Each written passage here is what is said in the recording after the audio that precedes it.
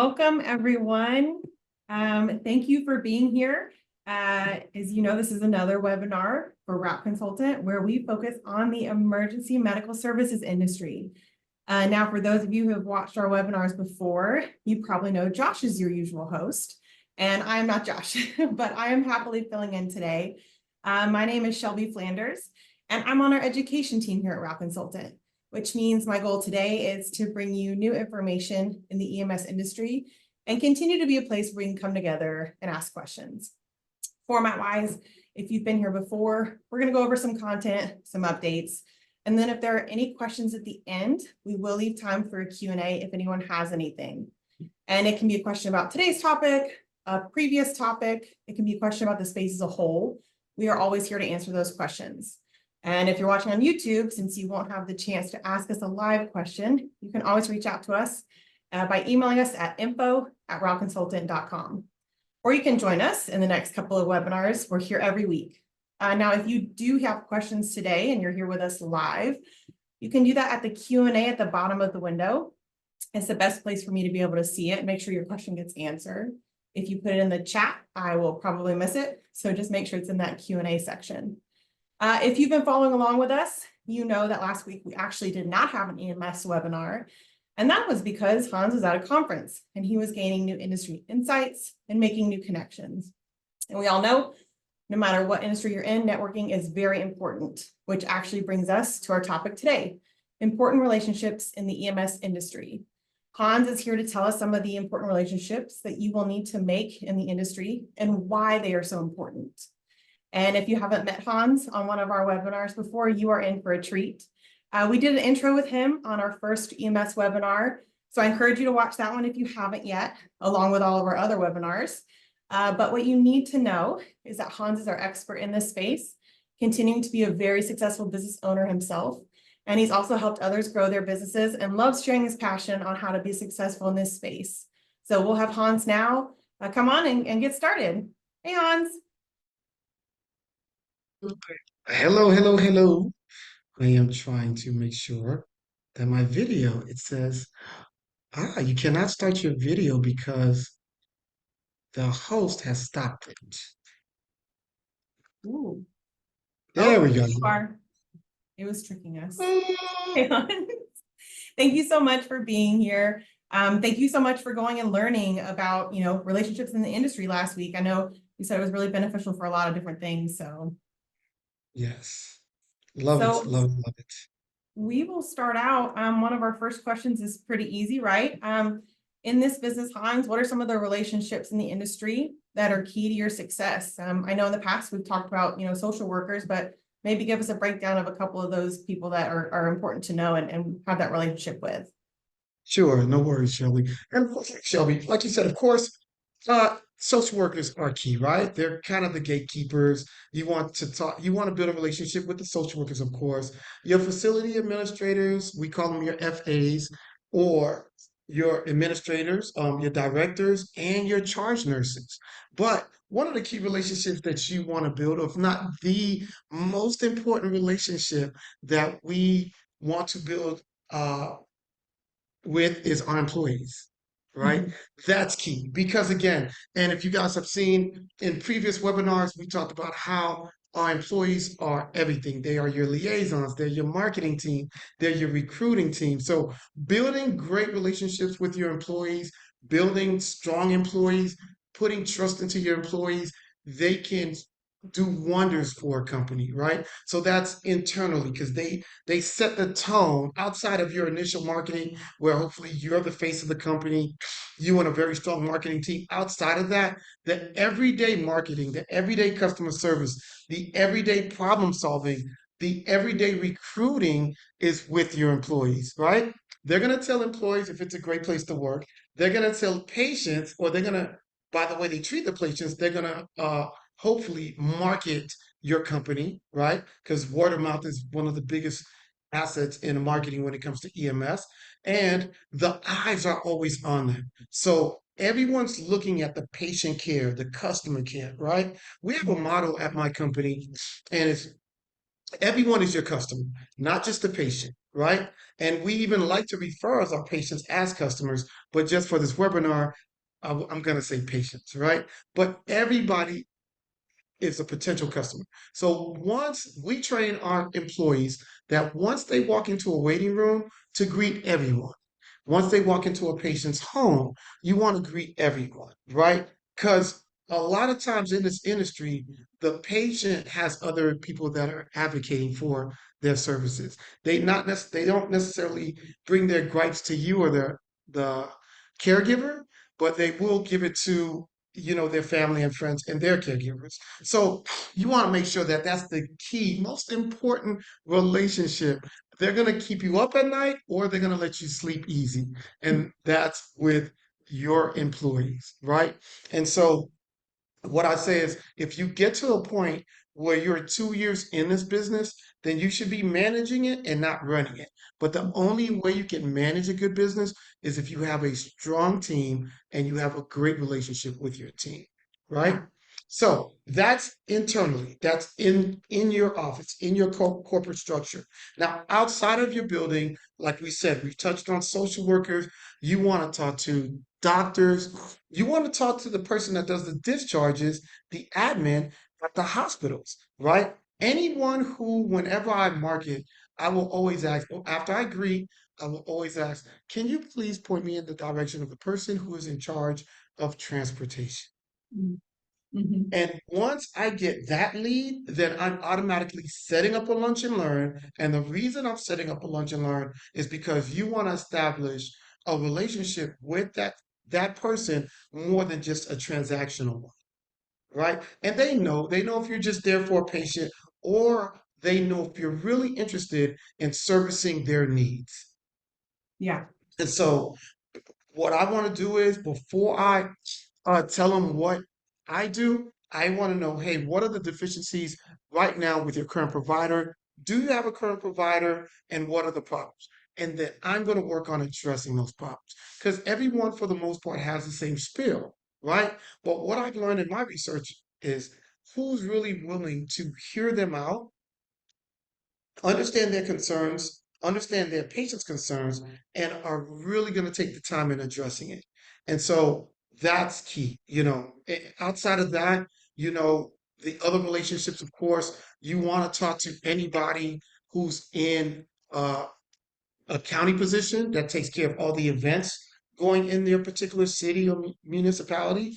You want to make sure that you are one of the vendors of choice for concerts and stuff. So you want to make sure that you're speaking to someone in the administrative position who can put you or get your contract to be a vendor for concerts, uh, park events, etc. Yeah. And so that's huge, making sure that, not only are you able to work on the steady stream, right, but also working on the events that are outside of that to kind of grow your business and just market to everybody, meet everybody. Um, Yes. so when you're starting out, uh, who would you say are the top three people that you would want to build a relationship with? If you're new and there's all these people and it's a little overwhelming, who are the people you should focus on at first to help you kind of build your business? Social workers and charge nurses. Social workers, because they deal from the admin side, charge nurses, because they're hearing firsthand from the patients of complaints from other providers or if they need a provider. Charge nurses are key because also they're going to be the first ones to get that doctor's report. They're going to be outside of the social worker. They're going to be the first ones to see if this patient's health is declining. So even if, let's give you an example. Even if you have a patient that goes into a particular facility and they are ambulatory, meaning they can walk, right? Mhm. And they don't necessarily need transportation because even in some cases you have ambulatory patients that will need our services, and they're most of them have a mental illness, dementia, Alzheimer's, something like that, where they need to be secured, right? So let's say outside of that scope, outside of that situation, you have patients that their health is declining. Well, the social workers on the admin side, but the charge nurses are right there. They're watching that patient stand up. They're making sure, you know what, Mr. So and so or Mrs. So and so might need transportation, and then they'll talk to that social worker. Or they might call you directly if, again, you built that relationship. So that's taking on that concept of everyone is your customer, right? I'm not just making sure that I'm taking care of my patient, but when I'm going to speak to Nurse Shelby, hey, Miss Shelby, how's everything going? And I want to build up that rapport with you, and I want to establish a relationship that goes beyond, hey, do you have any patients for me? When can you send me patients? It's, hey, how's everything going? And you show a general interest. So social workers and charge nurses. Charge nurses, I think they're not mentioned as much because they're on the ground with the patients, and sometimes the process can skip over them. But I've got a lot of referrals from social workers, but they directly came from a charge nurse. Yeah. Well, I think that that lends to how you mentioned, actually hearing people's needs, because a lot of times I'm sure if you're in the industry, you can kind of get to the point where you're like, I know what people need, right? Because I'm the person who provides it. But what sets you apart is knowing what they need and then providing that, because everybody really technically needs a little bit different here and there, right? So Yes. that's really important. So you've talked about, creating these relationships. Where do you start creating? How do you get to a charge nurse, right? I don't even know. How do you do that? Question. I was having this conversation with a mentee today, and he said he's not getting any luck getting to those people that you're talking to, right? And I said, well, give me your spiel. And he gave me a spiel. He said, hey, my name is so and so. I own this transportation company, and we service these type of patients. Well, you're not telling that person at the front desk something they already don't know, right? You're cold calling. But the thing is, point me in the direction of the people that make the decision and let me set up a lunch and learn. You know why? Everybody wants to eat. And if I could get a free lunch, hey, and I have to listen to you, that's fine. I've done lunch and learns for 3 people. I've done lunch and learns to 30 people. And they were all social workers and charge nurses of a major hospital. But of course, major hospitals have different floors, different departments, and each one has a social worker and a charge nurse. So they brought everyone in, and I had to feed 30 people. But it was worth it. I got a couple of referrals. They loved what I asked them, and I turned that Q&A, uh, I turned it around and gave and asked them the questions.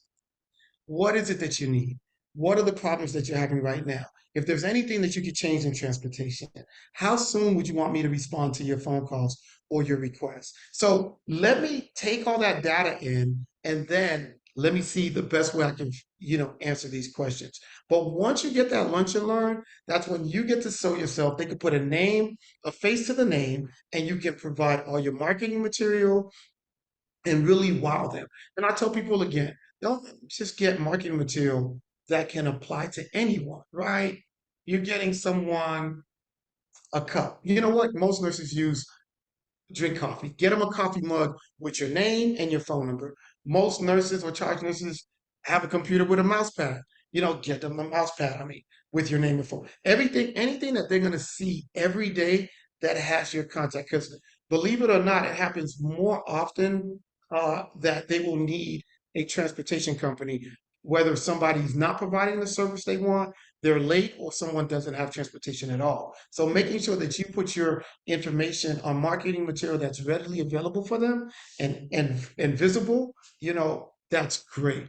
I don't do the notepads or sticky pads because they'll throw them away after a while, but it has to be something that stays on their desk or something that they're going to use. Even sometimes I've seen people use phone cases with their names on it, which is pretty cool. I have this one lady who really great idea of magnifying glass with her logo on it. And I use it because there's, I'm 49, so there's I'm like, this is so genius. I'm gonna use this every day and I keep it in my backpack.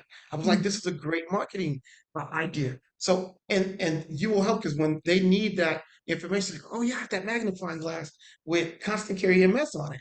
So that's your opportunity to wow people. It doesn't seem as transactional because you're providing lunch, you're getting to ask them questions, and they get so many people that just drop a name in a card, and that card or that number probably never reaches the person that it's intended to.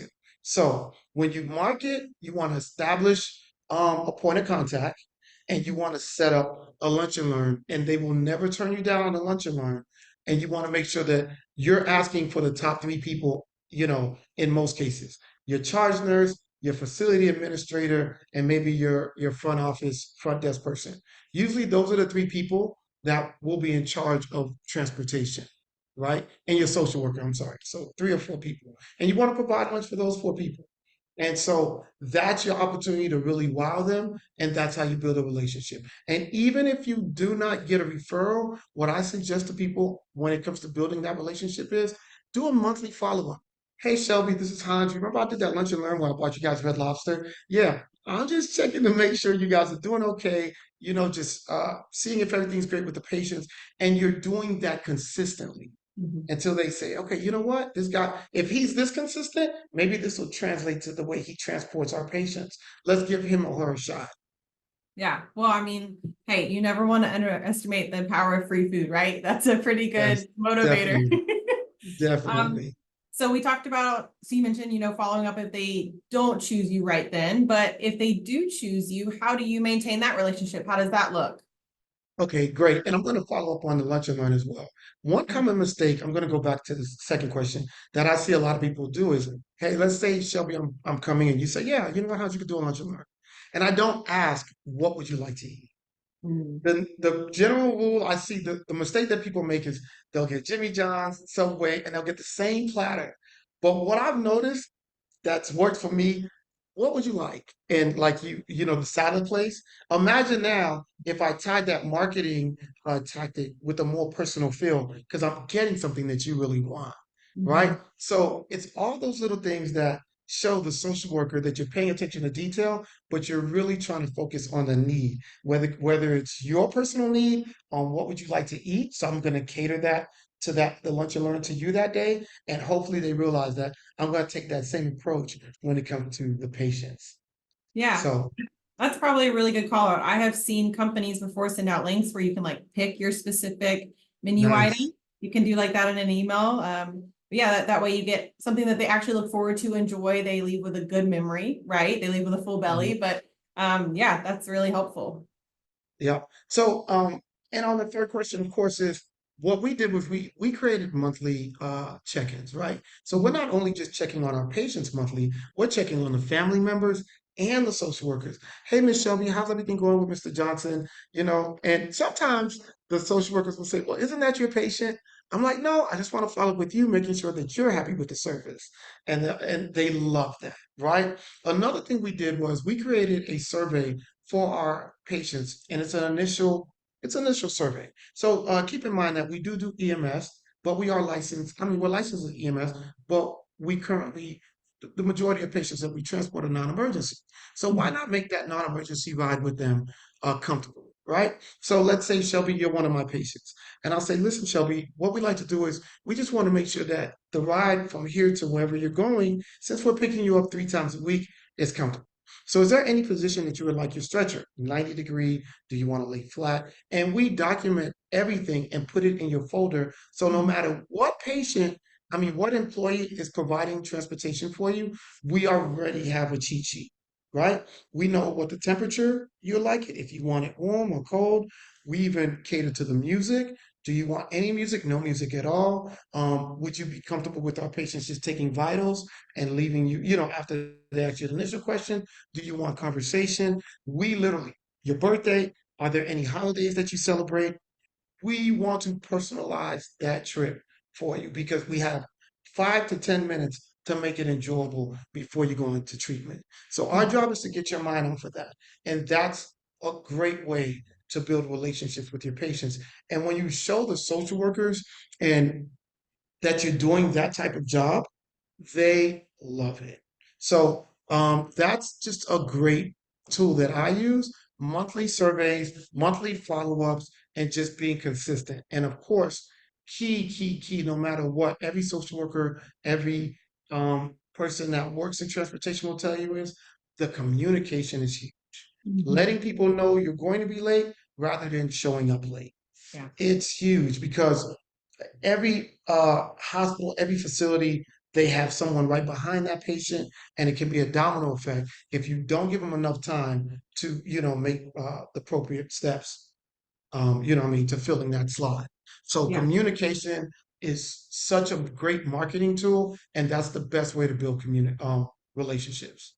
is strong communication. Yeah. And that's what you've talked before about how that time is such an, I mean, I think it was 2 weeks ago, you talked about how that time affects so much if they miss it, so there's a lot of, it's a domino effect. So, that being reliable is even part of the relationship, making sure that they know that they can count on you. So that's really important. Yeah, Um, and I'll say this. I'll give you an example because we do talk about dialysis a lot, right?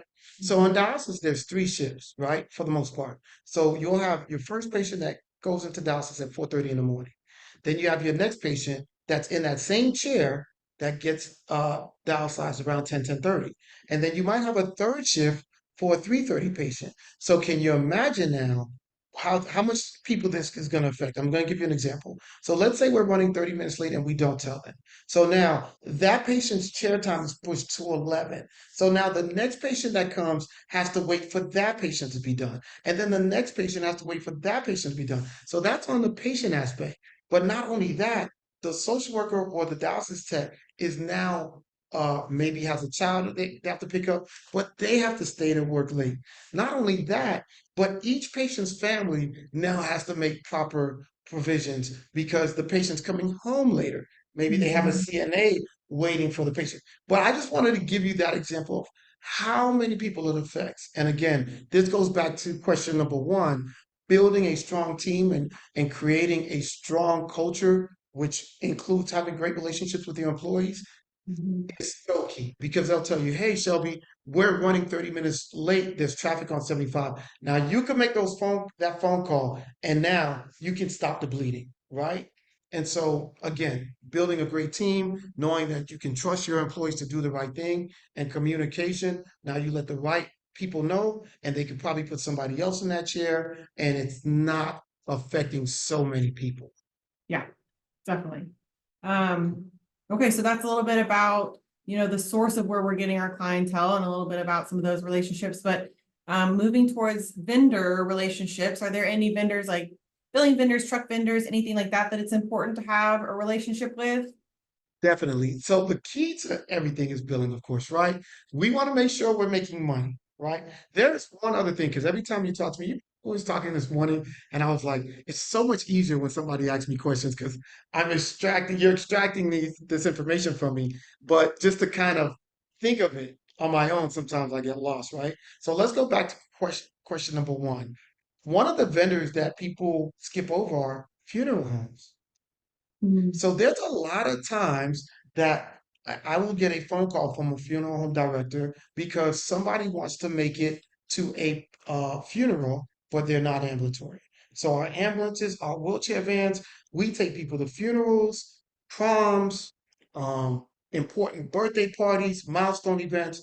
I just wanted to put that as a little nugget for those people. Just don't forget that, transportation can provide so many services to people that you don't even think would use us. But you never go to a funeral home and see a wheelchair van. They usually solicit that to outside vendors. Okay. So I just wanted to say that No, real that's quick. a great call out because as long as we've worked, I don't even know that I've thought about that we've talked about that. So that's a wonderful call out. Yeah, yeah, I appreciate that. And again, learning and stuff. Oh yeah, yeah, yeah. I forgot about that. You've been in business so long, you forget you Yeah. forget certain things. Yeah. You just So know it. It just is, right? And yeah, so they're like, oh wait, I actually have to explain that to somebody. definitely. So, but the key, my personal uh, relationship that I think is the most important, of course, is your billing service. Mhm. Until you figured it out, and let's say you wanted to do billing in-house, having a relationship with the person that controls your billing, making sure that Shelby knows how to respond to rejections from the insurance company and that she's returning it. It's almost like, of course, the benefit is getting a billing service that charges you a percentage, right? Because the more you make, the more they make. So their job is to really fight for every dollar. But building a relationship with that company, which they can say, hey, they can call you and say, hey, Shelby, we need this, this, and this, or hey, I need you to, I'm gonna send something to you, I'm gonna send it right back. I've gone as far as to have great relationships with a particular company where I would sign over rights. just because I trusted them. And there was this young lady named Amberly. She was just a genius with my medical billing. So I had to sign a form saying any mistakes, I'm going to trust them to fix it. They didn't have to send it to me and I would review it. And so that only happened because we built a great working relationship. But Mhm. again, if you don't have that and there's not a open line of communication because of the relationship is not as strong, right? I think you'll have the emails, you'll have the the delayed response emails, and now everything can uh, actually have a negative effect on when money's hitting your account, right? And you're like, well, I sent you a relationship. I like that. I mean, I sent you email. I like to have a relationship where Shelby calls me, hey, Hans, I need you to fill out this medical director form. And if you can't get me on email, then you're calling me directly, right? And I've seen too many ambulance companies fall by the wayside because of the relationship they have with their billing company and not having people on their side to fight for every dollar. Because there are plenty of times where you can send something to Medicare and it will get rejected. But knowing that you have relationship and confidence in that biller and coder, that they can fix those errors and send it right back, and it doesn't stop the flow of money is so key. So that's the biggest one. And of course, you want to have a relationship with your insurance provider, hoping he can get you a cheaper premium, you know. But I think the key thing is, of course, with the vendors, it's the billing company, insurance providers, and if you have a great finance guy, then they will find a way to get you that extra truck or some medical equipment, and they'll find creative ways to get you financing. And I think everyone knows this. We don't speak about it a lot, but building relationships, sometimes people will go above and beyond for you, right? And I think the one thing that I've learned in starting businesses for other people, I tell my mentees is try to stay away from letting someone know that this is just transactional. I have no real interest in you outside of this. And you're going to get what you put out, right? And sometimes it's a strong no. But building relationships where I'm just like, hey, Shelby, I'm just calling to check on you, and how's everything going? And doing the small talk thing, that goes a long way with that person saying, you know what? It got denied here, but let me try here, right? In EMS, relationships will really take you to the next level, right? I spoke to one of my mentees or business partners that he was at 12 ambulances and now he's at 34. He generates over $1 million a month. He nets 500,000 a month, but he said he attributes that to his relationships Well, and nothing else. yeah. Yeah, I know it must be nice, right? $1 million a month. I mean, I would take it, right? Who wouldn't? But I mean, if you put a lot of work to get to that point in the relationships, and then like you said, once you've put that work in, like with the billing example, it can start to pay those dividends back, it revenue. Yes. Um, so I know we touched a little bit on the employees at the beginning, how they are the backbone of your business, they're the face of your business. I know even you said one of the things that you went at the conference last week was culture was a big piece Yes. of it for your employees. What are some things that you've seen work to create culture in the businesses that you own for your employees to help, create that culture that lends to taking care of the patients in the way that they build that relationship? One of the biggest things that stands out is creating structure. When I first started my first company, there was no structure. Are you an EMT? If your license is okay, you can start working for me. I saw the goal, but I didn't think about the process, Mhm. right? And if you just focus on the goal, so many things can happen to disrupt the process because you're not focused on. If I would have focused on the process of creating culture, right, creating structure, then I would have obtained my goal a lot easier, right? Mhm. But I didn't do that. So I think focusing on your employees' needs and wants, but most importantly, creating structure, because everybody wants some form of accountability. You don't want the employees that don't want accountability, right? Right. And I think every employee, they gravitate to that because accountability somewhat equates with stability, right? When you're holding them accountable, you're doing your quarterly evaluations, they know that they're part of a real company. So the whole thing is creating a culture that creates buy-in, right? You want people to buy into your vision. You want people to buy into your goal. You want people to say, I could walk into a company or your ambulance company and say, hey, what does Shelby stand for? And your employees should know customer service, customer service, customer service. If any of your employees can say that, then you're building a great culture, right? And and I think that's one of the greatest things. It's creating structure where there's promotions from within, but also hiring the right people that can help you take your company to the next level within that structure. So, prime example, for the gentleman in Philadelphia, Pennsylvania, who went from 12 trucks to 33 trucks, I asked him, how did he scale? He said, I had to realized that I did not know how to do this, right? I had a team, I had a great team, a good team, but they weren't great, right? Because everybody was dependent on him. What he did was he hired a gentleman who had his MBA and he was a fire chief to run his company. He went from 12 trucks, or I think 8 trucks at that time, to a bigger building and 33 trucks he's at now, right? Wow. But it took hiring the right person to create that culture or expand on what you've created, but add structure to it. Because I think a lot of times people that get into this field, like myself, we're the talent, right? We know how to get the company started, but we need a Shelby to add structure. We need a Josh or a Brett to really say, hey, this is the piece that you're missing. I went to school for this. I can't do this, right? And so one of the great things I found in creating this mentorship years ago was uh, that I did not know how to do that. And Yeah. so adding someone who went to school for it, who has extensive experience on it, but they're a great leader, and I'm telling you guys this only because I've seen it. It will help your company tremendously, right? And a lot of us, we're good at what we're good at. We're good at starting companies, but we might need to hire someone, and this is why I'm saying this, that is great at building a culture.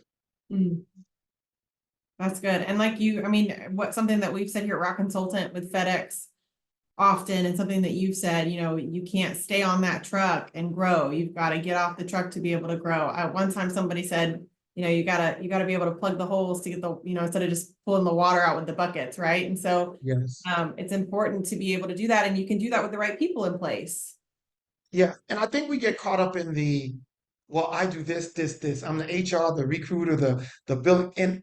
And honestly, like you just pointed out, if we're doing all those things, then who's growing the company? Right? And we can't do the admin work and be the CEO. We can initially, but the thought is do what you have to do until you don't have to do it anymore, right? And you don't want to do it when you're growing because again, we want to manage a company, not grow a company.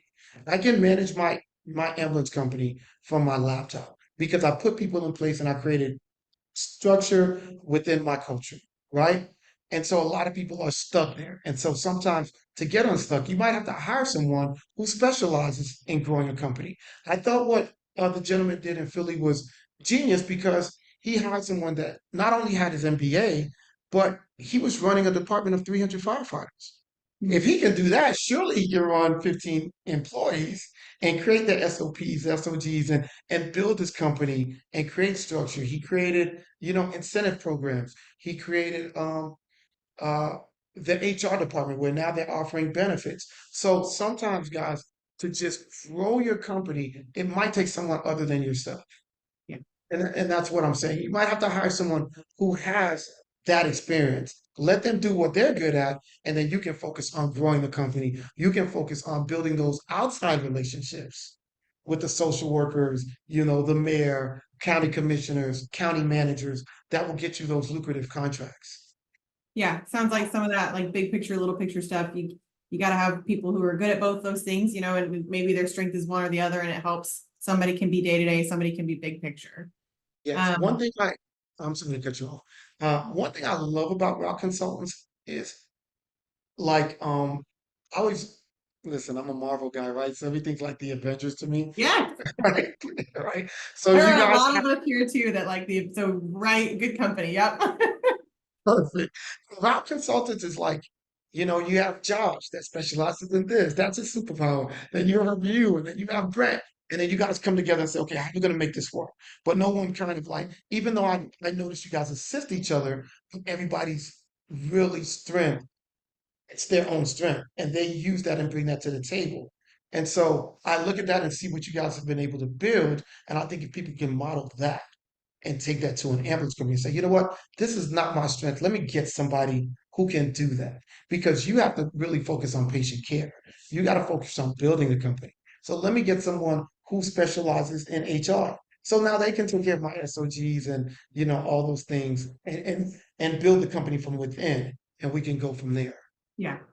And speaking of patient care, that's one of the biggest relationships, right? So what have you seen in your businesses? How important is that relationship with your patients? Because I know for a while you were on a truck and you had that relationship. And then how does that change as you step off the truck? You know what? The one thing that I realized that worked great for me was I just did everything differently from everyone else. So one thing that struck social workers or took them by surprise, I didn't take every patient, Mm. right? And again, I had the mindset of growing slow and methodically with certain aspects of my company. But again, when it came to structure or the goals, I had the goals in mind. So when it came to the internal stuff, I'm like, hey, you get on, you get on, you get on. But when it came to the patient, I was like, let's grow slow and methodically. So every time I built a particular route for one truck, if that patient did not really fit in that truck, I would turn that patient away. Well, I know a lot of companies would try to squeeze it, make their employees rush a little bit faster, and not you're not only sending the signal to your employees and your patients that you don't really care about, their safety or the quality of care, you're sending that signal to the social workers as well. So that was one thing that I made sure was that I led by example. So when my employees would say, "You're not taking that patient," say, "Listen, we can fit them in the schedule, but it's going to be tight. What if you have to go get a cup of coffee, use the bathroom, whatever? What if there's traffic? Let's just plan for the worst, right? And we'll build slow and methodically." Social workers, when they knew what I was doing, they were at odds because everybody usually would say, "I'll take them, I'll take them, I'll take them, I'll take them." No, I'm going to build this thing slow and methodically because my point of emphasis is patient care. And if you take care of the patients, everything else will happen, right? So showing people that you're not here for, it's not about the money. It's about how do I add this other element that's missing in EMS right now, and that's the customer service element. Yeah. Th- It's like, and you could answer this question for me. Um, there are probably a lot of people that have FedEx and Amazon routes, right? Mhm. But there probably aren't that many people that are doing it with a smile every day. There are probably some people that, and I don't know, but it's different because we're carrying people. But, that was one of the main things that I asked social workers before I even started. What's one of your biggest issues with the EMS companies now? They're not providing customer service. Mm. So, okay, that's all I have to do is fix that problem. That's what I'm going to do. And so, even though people would say, hey, my business partner, we can do more, we can do more. No, we're going to do less because we got to make sure that we have this part right.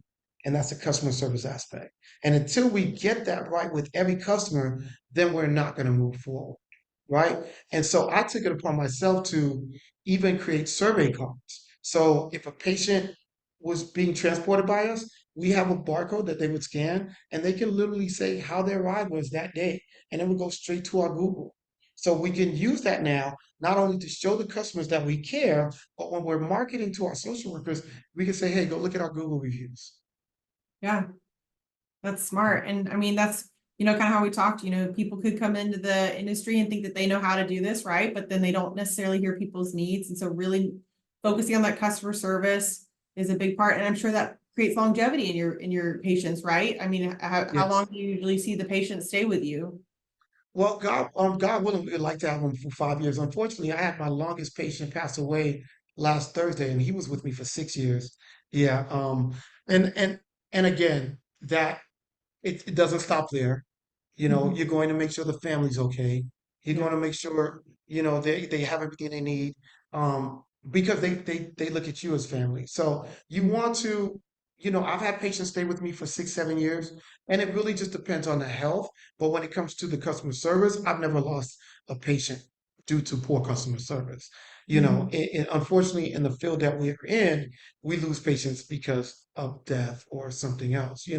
I haven't really even seen a patient I've never lost a patient to good health, right? Mhm. That they got healthy and they didn't need us. So that's the unfortunate side of things. But again, if you're in this business for the right reason, then that becomes a part of you. You're gonna make sure you do everything in your power to take care of that patient and the family, even after that patient's gone. Yeah. So you build relationships with the families too then? Definitely. I've been asked to come to birthday parties, bar Oh. mitzvahs, the whole nine. And we encourage our employees to build that relationship. You know, Mhm. we've had employees bring their patient lunch because they're at a nursing home and they wanted to treat them to something different. Again, going those extra steps, if you do it for the right reasons, it'll have uh just great effects. And I know you don't want to think about this like I'm doing this because of this, but I know that having strong relationships with patients have stopped that patient from saying, "Hey, you're late today. I'm going to someone else." Mhm. They'll say, Shelby, your crew was late today. And, but because they like you and because you've shown a general interest in them, Yeah. right? One thing that I haven't talked about when it comes to building relationships with my patients, sometimes, you'll have a patient that just doesn't feel like going to dialysis or whatever. We Mhm. have in our policies where the employee has to call me and I have to talk to that patient directly.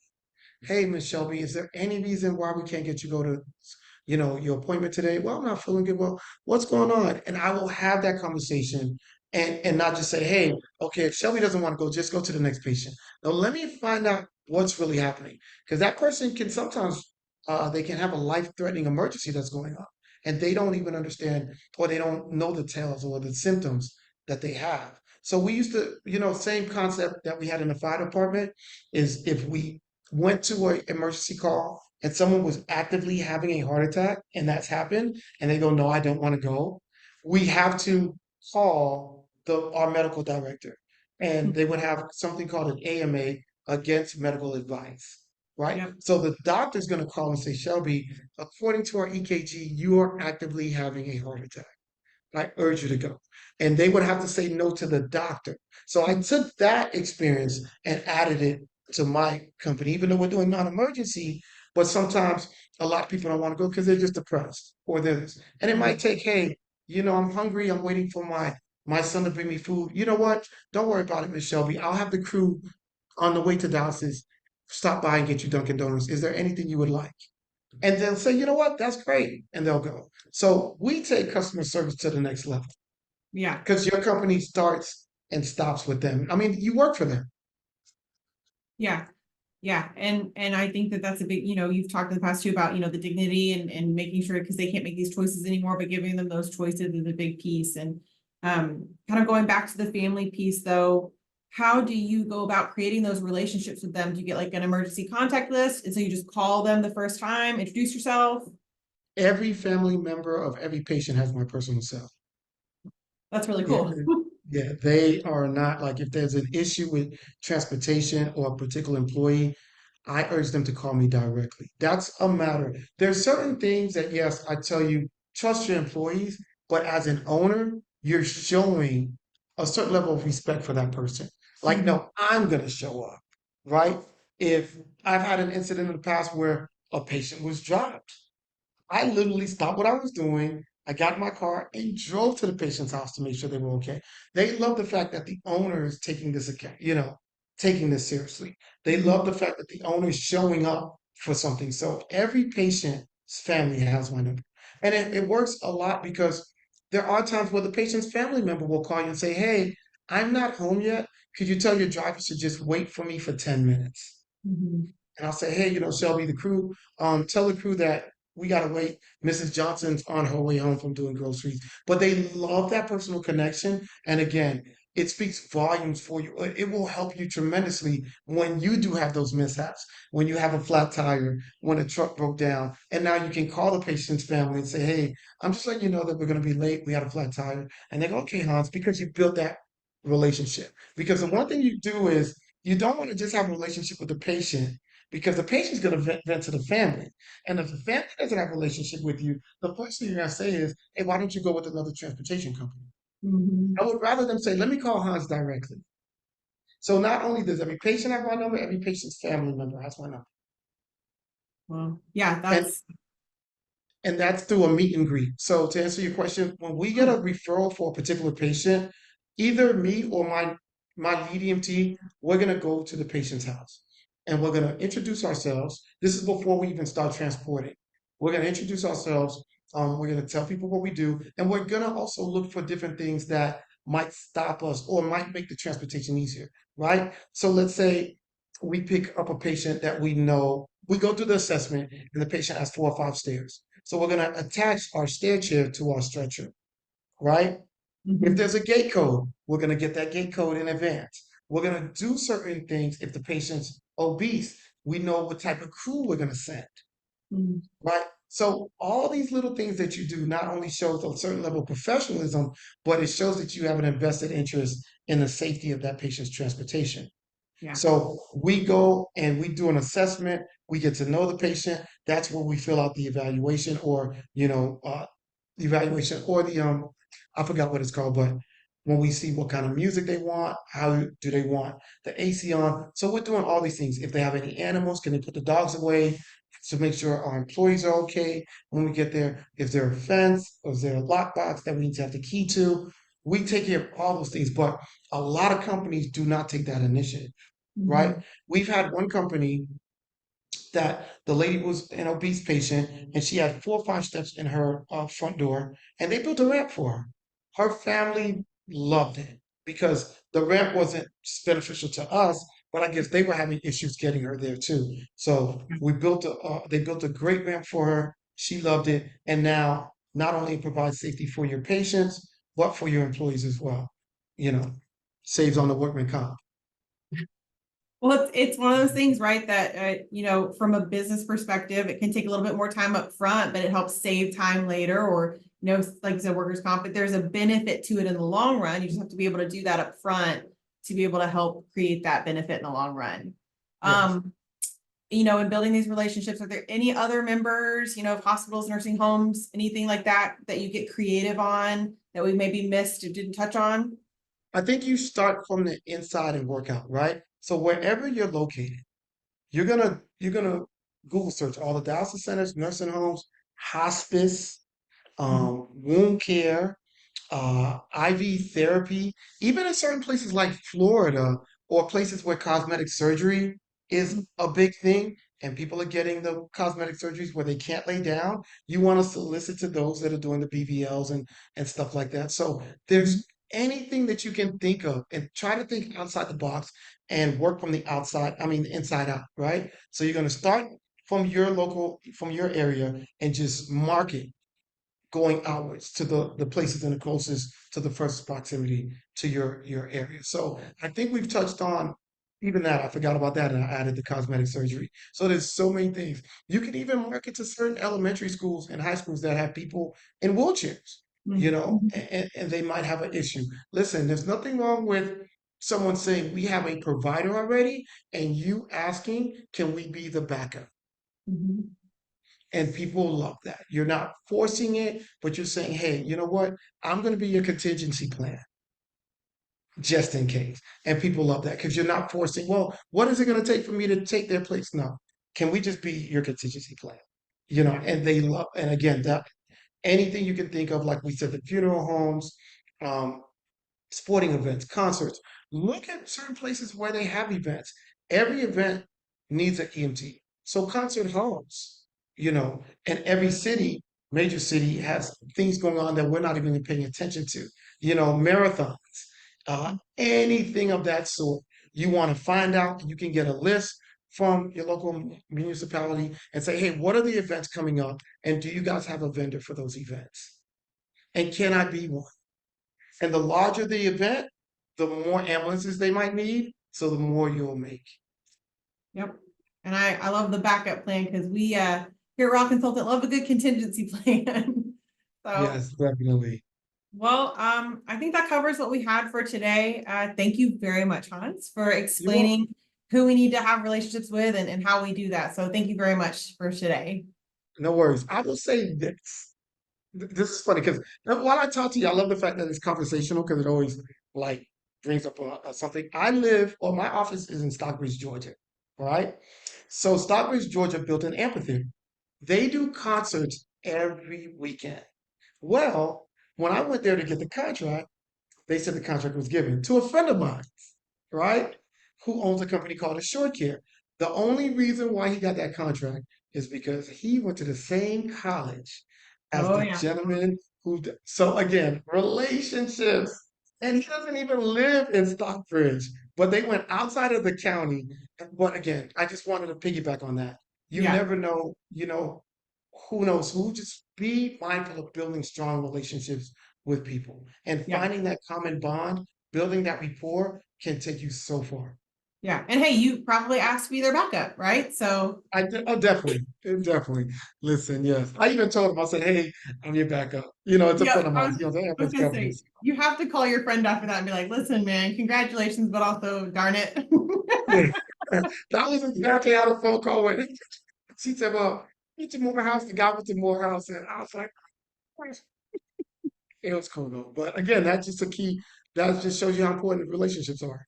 Yes, yes. Well, yep, that's why we have a whole webinar on it, right? And we'll probably have more because in any industry, relationships are super important. So thank you so much, Hans. You are more than welcome. Now, you as a viewer, if you think of something, please do not hesitate to reach out to us here at Route Consultant. We want to help you whether you're starting one from the ground up, whether you're purchasing an EMS company or you've already owned one for a while, but you want to take it a step further. For those of you starting out, we do have our 101 on our website. And we have a virtual new investor summit with an in-person workshop here in Nashville. We actually have Hans coming to our office this week for a workshop on Thursday, which means there's still time to sign up for that if you have been on the fence. And I like to explain to people our new investor summit is kind of like a sampler platter. So by the end of it, you know what you like, what you don't like, and you can make the next decision fully informed. But again, if you have any questions or anything, please reach out to our team, info@routeconsultant.com. And again, thank you, Hans. It's always a pleasure to listen when you share important industry knowledge. Thank you so much. You are more than welcome. Thank you for having me. I appreciate you. Thanks, everybody. Bye.